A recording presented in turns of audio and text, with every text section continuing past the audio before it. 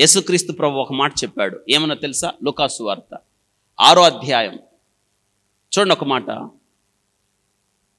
6వ అధ్యాయం 20వ వచనంలో ఒక మాట ఉంది. అంతటా ఆయన తన శిష్యుల తట్టు పారచుచి ఇట్లా, నేను బీదలైన మీరు గుడ్ చాలు. కాబట్టి ఇదే సువార్త ఎవరిది? పేదల సువార్త. మనందరం పేదవాళ్ళమే. ఎట్ట పేదవాళ్ళం? లోక సంబంధంలో వినండి. మనం పేదవాళ్ళం అంటే మీరు ఏమనుకుంటారు తెలుసా? మనకి ఇళ్ళు లేవు కాబట్టి పేదవాళ్ళం, ఉద్యోగం లేదు కాబట్టి పేదవాళ్ళం, డబ్బులు లేవు కాబట్టి పేదవాళ్ళం, కారు లేదు కాబట్టి పేదవాళ్ళం, మంచి బట్టలు లేవు కాబట్టి పేదవాళ్ళం. నో, ఎవరు చెప్పారు మీరు పేదవాళ్ళని?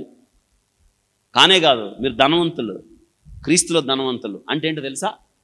ఈరోజు మీరు తెలుసుకోవాల్సిన విషయం, మనం చాలాసార్లు మేము పేదవాళ్ళం అండి. ఎవరు చెప్పారు? మనం పేదవాళ్ళం కానే కాదు.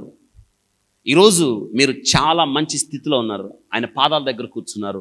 ఉత్తమమైన స్థానం. లోకంలో చాలామందికి ఈ స్థితి లేదు. మీరు ఈ లోకం మట్టికే జీవించడానికి ఇక్కడ రాలేదు. మరొక జీవితం ఉంది ఈ లోకం తర్వాత కదా. మరణమును కావాల మరొక జీవితం ఉంది. అక్కడికి వెళ్ళటానికి ఇక్కడ సిద్ధపాటు కలిగి ఉన్నారు. మీరు పేదోళ్ళని ఎవరు చెప్పారు? ఒకవేళ మనకు ధనం ఉన్న దాన్ని లక్ష్య పెట్టాం, ధనం ఉన్నా ఇలాగే ఉంటాం. 100 కోట్లు 1000 కోట్లున్నా మన జీవితమే మారదు, మన బ్రతుకు మారదు. మనం క్రీస్తును కలిగి ఉంటాం, ఏమి లేని వాళ్ళుగా ఉంటాం, ఒట్టివారిగా ఉంటాం, దీనులుగా ఉంటాం. ఈ లోకానికి ఏం తీసుకురాలేదు, ఏం తీసుకుని వెళ్ళాం. అన్న వస్త్రములు కలిగిన వారమై వాటితో తృప్తిని పొందుదాం అన్నాడు. ఒక రకంగా మీకు తెలియాలి, ధనం ఉన్నప్పుడే మనం భక్తి నుండి తొలగిపోతాం. ధనం ఉన్నప్పుడే మనం నిస్సారమైన జీవితాలు జీవిస్తాం. ధనం ఉన్నప్పుడే దేవుని నుండి దూరం వెళ్తాం. ధనము మన వ్యక్తిగత జీవితాన్ని, ఆధ్యాత్మిక జీవితాన్ని ధనము నిరుపయోగం చేస్తుంది.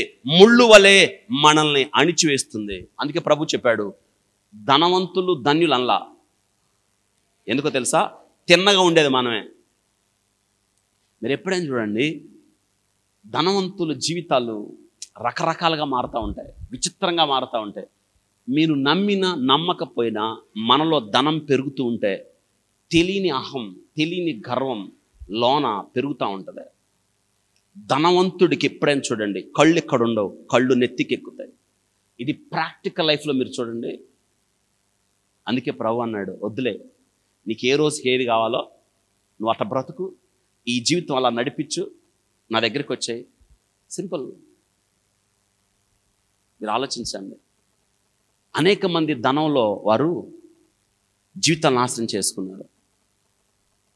బీదలైన మీరు ధన్యులు అన్నాడు. ఇంకేం కావాలి? మనం ఇప్పుడు చూడండి, మీరు భోజనం చేస్తారు, తర్వాత అంతే కదా, భోజనం చేసిన తర్వాత ప్రార్థన చేసుకుంటే ప్రార్థన, లేదా ఆయనతో గోల ఎందుకు కాసేపు వాక్యం చదువుకుందాం చదువుకోవటం, రాసుకున్నది చదువుకోవడం, తర్వాత ఏం చేస్తాం? పడుకుంటాం. నిద్ర వచ్చిద్దా రాదా? ఇంటికి వెళ్ళగానే ఆకలైంది, ఆకలైన తర్వాత కాసేపటికి ఏమొచ్చింది? ప్రపంచంలో ధనికులకి ఈ 2 లేవు, ఆకలి లేదు.